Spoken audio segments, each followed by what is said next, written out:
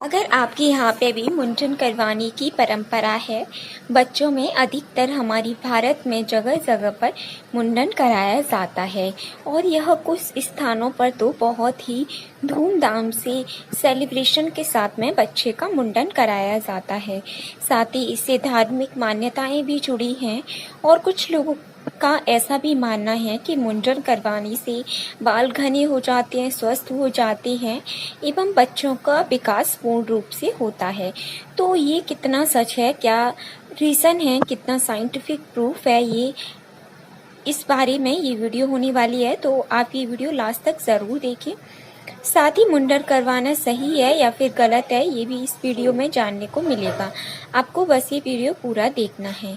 साथ ही अभी तक अगर आपने हमारे YouTube चैनल सब्सक्राइब नहीं किया है तो जल्दी से कर लीजिए। इस चैनल पे आपको हेल्थ टिप्स, ब्यूटी टिप्स और ऐसे ही मिथ जानने को मिलते हैं। जो मिथ हैं या फैक्ट हैं, ये सब कुछ आपको जानने को मिलता है हमारे यूट्यूब चैनल पर। साथ ही अगर वीडियो पसंद आए तो वीडियो को लाइक शेयर करना बिल्कुल ना भूलें। जितना हो सके उतना शेयर करें अपने दोस्तों के साथ में, फ्रेंड्स के साथ में वीडियोस को। तो आइए हम जानते हैं मुंडन का पूरा सच। मुंडन करवाने से दरअसल जो बच्चे के पहले बाल होते हैं उन्हें हटाया जाता है और उसे मुंडन करवाना बोला जाता है। उसके बाद में जितनी बाल भी बच्चे के बाल हटाए जाते हैं वो अपने ऊपर होता है, लेकिन फर्स्ट मुंडन का बहुत महत्व होता है, बहुत इम्पोर्टेंस होती है और ये सभी के लिए करवाना कंपलसरी होता है। तो क्या रहस्य है इसके पीछे, क्या फ़र्क पड़ता है मुंडन करवाने से बालों पर?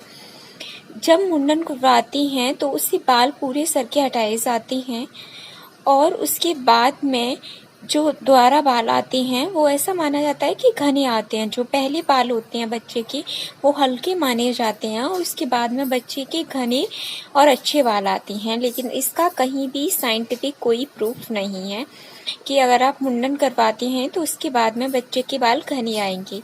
उसका कारण ये है कि जब आप मुंडन करवाते हैं तो बाल जो हटाए जाते हैं वो हमारे सर से हटाए जाते हैं, लेकिन हमारी हेयर ग्रोथ या हमारे जो बाल होते हैं वो हमारे हेयर फॉलिकल्स के ऊपर डिपेंड करता है, उनकी ग्रोथ, उनका मोटा होना, उनका सिल्की होना। और जो हेयर फॉलिकल्स होते हैं वो हमारे हेड के इनसाइड होते हैं, मतलब उन पर शेविंग करवाने का या मुंडन करवाने का कोई भी इफ़ेक्ट नहीं पड़ता है। तो ऐसे में मुंडन करवाने से आपके बाल घने होते हैं, इसका कहीं भी कोई साइंटिफिक रीज़न नहीं है। साइंटिफिकली ये प्रूफ नहीं हुआ है कि मुंडन करवाने से आपके बाल घने और लंबे हो सकते हैं। इसे हम दूसरे एग्जाम्पल से भी समझते हैं। जैसे कि कुछ लोग शेविंग करते हैं, ज़्यादातर मेल शेविंग करते ही हैं। तो जब वो शेविंग करते हैं तो उसके बाद में भी उनके बाल उतने ही आते हैं। जब वो दोबारा शेविंग करते हैं उसके बाद में उनके बाल एक्स्ट्रा नहीं आते। तो अगर ऐसा होता कि शेविंग से आपके बाल घने हो जाते तो हम मान सकते थे कि आपके मुंडन करवाने से बाल घने आ जाते हैं। लेकिन जब शेविंग से नहीं आते हैं आपके बाल घने तो मुंडन से भी नहीं आ सकते। और भी आप समझ सकते हैं कि अगर वाकई शेविंग करने से बाल घने आते तो भारत में या फिर कहीं पर भी कोई भी गंजा नहीं होता जिनके बाल कम होते हैं या फिर जो गंजे हो जाते हैं वो शेविंग करते रहते हैं और उनके बाल आ जाते, उन्हें इस प्रकार की परेशानी का सामना करना ही नहीं पड़ता। तो ये कहीं भी साइंटिफिक प्रूफ नहीं है कि मुंडन करवाने से आपके बाल अच्छे आते हैं, घने आते हैं, ऐसा नहीं है। अब हम जान लेते हैं कि बच्चे की माइंड की ग्रोथ पर क्या फ़र्क पड़ता है बाल मुंडन करवाने से। तो मुंडन करवाने से ग्रोथ पर भी फ़र्क नहीं पड़ता है, क्योंकि अगर सर पे बाल हैं तो भी अगर आप उनकी अच्छे से केयर करते हो तो भी बच्चे की ग्रोथ उतनी होगी जितनी की बाल नहीं है आप तब करते हो। ये डिपेंड करता है आप उसमें क्या न्यूट्रिशन दे रहे हो, आप उसकी कितनी केयर कर रहे हो। हेयर होने से या मुंडन करवाने से कोई फ़र्क नहीं पड़ता आपके बच्चे की ग्रोथ पर।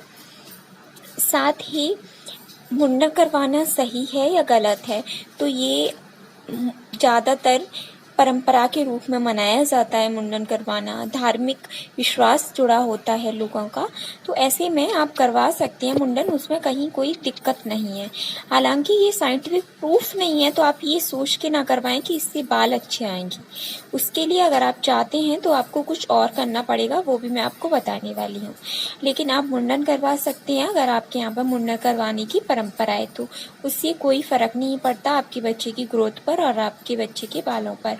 अब अगर आप चाहते हैं कि आपके बच्चे के बाल हेल्दी आए, सिल्की आए, शाइनी आए, तो आपको उसके लिए अच्छी डाइट देनी होगी। बच्चे को ग्रीन वेजिटेबल्स भरपूर दीजिए। साथ ही आपको अपने बच्चे की डाइट में विटामिन सी का ध्यान रखना है। उसके लिए आप उसे येलो फ्रूट्स दे सकते हैं। विटामिन सी अगर आप डाइट में लेते हो तो इससे आपके बाल हेल्दी होते हैं, स्ट्रॉन्ग होते हैं, सिल्की होते हैं। साथ में ही आपको अपने बच्चे की किसी भी तेल से मालिश करनी चाहिए। मालिश जब हम करते हैं बालों में, तो वो सीधा हमारे हेयर फॉलिकल्स में जाता है, जो ऑयल होता है, तो इससे हमारे बाल स्ट्रॉन्ग होते हैं। तो ऐसे में आपको डाइट का ध्यान रखना है, प्लस मसाज करनी है बालों में, उससे आपके बच्चे के बाल की ग्रोथ अच्छी होगी। फिलहाल इस वीडियो में इतना ही। कमेंट करके बताएं आपको ये वीडियो कैसी लगी। साथ ही ऐसे ही न्यू इंटरेस्टिंग वीडियोस के लिए हमारे यूट्यूब चैनल को सब्सक्राइब करें। कमेंट करें आपको वीडियो कैसी लगी, चैनल को सब्सक्राइब करें। Thank you.